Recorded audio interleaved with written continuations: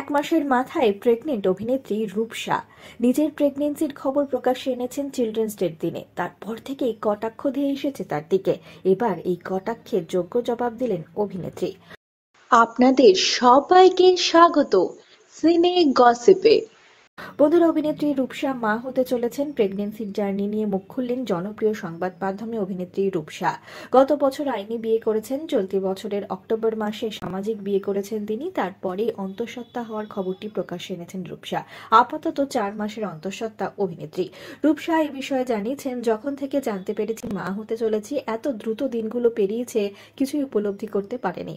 তখন বিয়ের প্রস্তুতি তুঙ্গে, ফাইনালি সবাইকে সুখবরটা দিলাম। এখন মনে হচ্ছে আমি অনুভব করতে পারছি সত্যি আমি মা হতে চলেছি। সবাই অভিনন্দন বার্তা জানিয়েছেন। প্রতিদিন বুঝতে পারছি শরীরে আমার ভিতরে একটা প্রাণ বড় হয়ে উঠছে। এই অনুভূতিগুলি তো প্রথমবার অনুভব করছি, ভাষায় বলে বোঝাতে পারবো না।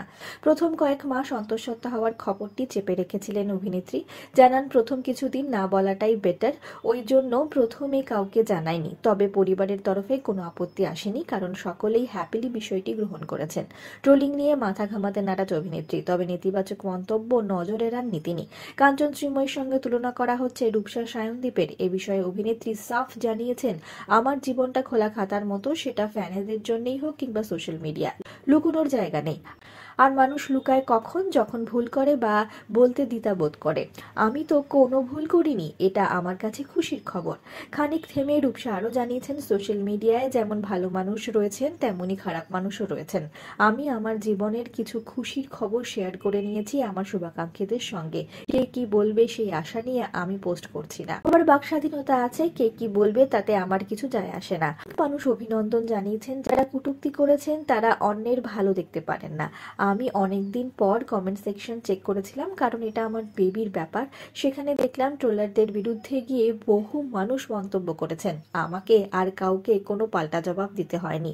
ঢালের মতো প্রচুর ফ্যানেরা আমার পাশে দাঁড়িয়েছেন। পরিবারের সকলেই দারুণ খুশি রূপসার কথায়। সায়ন বাড়ির একমাত্র ছেলে, আমিও বাড়িতে সবচেয়ে ছোট, বাবা মায়ের একমাত্র মেয়ে। সবাই উচ্ছ্বাসিত যে আমাদের চেয়েও ছোট কেউ আসছে। আমাদের নিজেদের কাছেও বাবা মা হওয়ার এই ব্যাপারটা শকিং ছিল। আমরা নিজেরাই ছোট, কি করে একটা বেবিকে বড় করব? বিশাল বড় একটা দায়িত্ব হঠাৎ করে কাঁধে চলে এসেছে।